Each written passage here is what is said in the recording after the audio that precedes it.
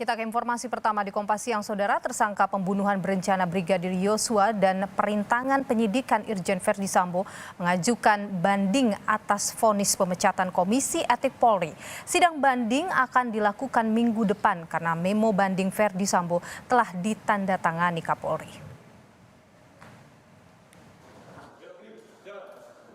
Komisi Etik Polri telah menjatuhkan sanksi pemecatan pada 4 tersangka perintangan penyidikan pembunuhan Brigadir Yosua dan 1 perwira polisi pelanggar etik.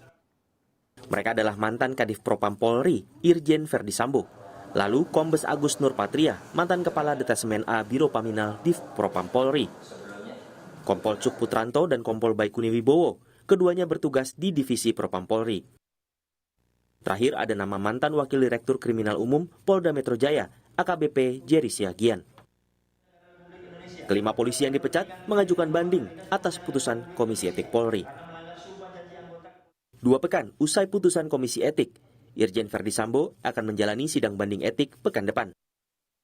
Tim KKEP banding akan menentukan menerima atau tidak memori banding yang diajukan Sambo yang sebelumnya dijatuhkan sanksi pemberhentian tidak dengan hormat terkait kasus dugaan pembunuhan berencana Brigadir Yosua. Dari Pak Ketua Tim Sus, Pak Irwasum, bahwa untuk komisi banding saat ini sudah disahkan oleh Bapak Kapolri dan direncanakan oleh Tim Sus ya untuk pelaksanaan sidang banding itu nanti akan dilaksanakan minggu depan terkait pernyataan banding yang disampaikan oleh Irjen FS. Nanti update-nya akan saya sampaikan kepada rekan-rekan. Perkara pembunuhan Brigadir Yosua turut menyeret banyak polisi yang diduga melakukan pelanggaran. Total, kini 10 anggota Polri sudah diperiksa. Rabu kemarin, Komisi Kode Etik menyidang Bribtu Firman Dwi Arianto, mantan Banum Urtu Provos, Divisi Propam Polri. Bribtu Firman adalah anggota polisi ke-10 yang disidang.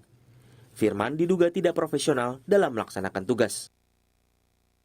4 orang saksi dihadirkan, termasuk sopir Sambo, Barada Sadam, dan Brigadir Frilian yang sebelumnya juga sudah menjalani sidang etik. Barada Sadam dan Brigadir Frilian terbukti mengintimidasi wartawan yang meliput di sekitar rumah dinas Sambo.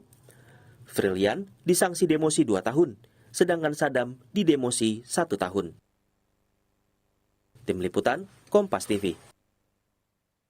Dan Saudara, perkembangan terkini penanganan pelanggaran etik polisi dalam kasus pembunuhan Brigadir Yosua kita tanyakan pada jurnalis Kompas TV ada di Putu Trisnanda yang siang hari ini berada di Mabes Polri. Selamat siang Putu, bagaimana sejauh ini penanganan pelanggaran etik polisi dalam kasus pembunuhan Brigadir Yosua?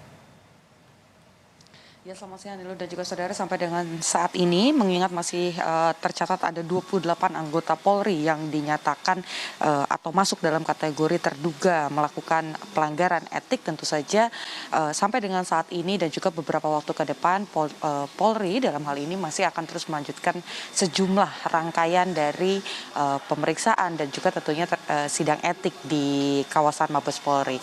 Sampai dengan saat ini data yang kami himpun tercatat sampai dengan tanggal 15 September 2022 ini sudah ada 11 polisi yang kemudian menjalani sidang etik dan juga menerima sanksi. Tetapi memang bagi polisi ke-11 yang kemarin menjalani proses sidang, Ibda Arsyad yang merupakan anggota dari Satreskrim Polres Jakarta Selatan ini memang sudah menjalani proses sidang etik dimulai pada pukul 13.00 waktu Indonesia bagian Barat. Terduga ini kemudian berganti statusnya menjadi dinyatakan bersalah dan juga melakukan perbuatan tercela, tetapi sampai dengan saat ini memang belum dirilis secara resmi apa saja sanksinya, kemudian juga apa bentuk ketidakprofesionalan dari Ibda Arsyad. Tetapi kalau kita berbicara terkait dengan 10 polisi lainnya, ini memang terkonfirmasi sudah juga menjalani proses persidangan, kemudian juga sudah disebutkan sanksi-sanksi apa saja yang diterima. Ada banyak ragamnya, mulai dari PTDH atau pemberhentian secara tidak hormat, kemudian juga ada demosi atau turun jabatan dengan tahun ataupun juga masa jabatan yang berbeda, ada yang 1 tahun, ada yang 2 tahun, kemudian juga ada yang mendapatkan sanksi ringan di mana hanya perlu meminta maaf, kemudian juga menjalani patsus atau penempatan khusus di Provos Polri. Kalau kita melihat bagaimana kemudian data-datanya, Nilu dan juga saudara, 10 orang ini di mana salah satunya tentu saja yang kita tahu ini sudah menyandang status sebagai tersangka dari dugaan tindak pidana pembunuhan berencana Brigadir Yosua Huta Barat, kemudian juga jadi tersangka obstruction of justice, ada Ferdi Sambo di dalamnya, yang 2 pekan lalu ini juga sudah menjalani proses persidangan dan rencananya pekan depan ini akan menjalani proses banding di mana nanti majelis akan menentukan apakah akan menerima atau menolak banding dari Irjen Ferdi Sambo.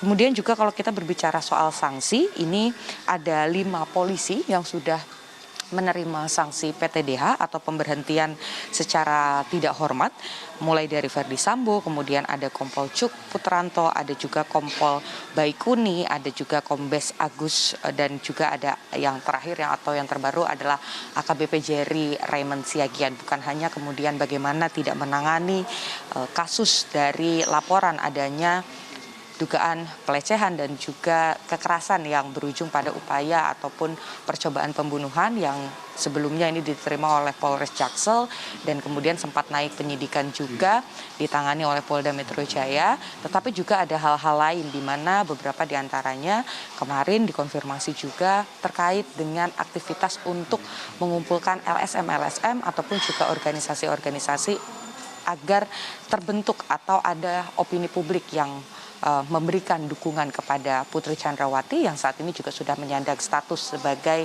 tersangka dari dugaan tindak pidana pembunuhan berencana yang menewaskan Brigadir Yosua Huta Barat. Selain PTDH yang sudah diberikan kepada atau dijatuhkan kepada 5 polisi tadi yang semuanya ini juga sudah mengajukan banding, artinya belum ingkrah atau belum putus dan masih akan menunggu apakah kemudian majelis dari Komisi Etik Polri ini akan menerima atau menolak.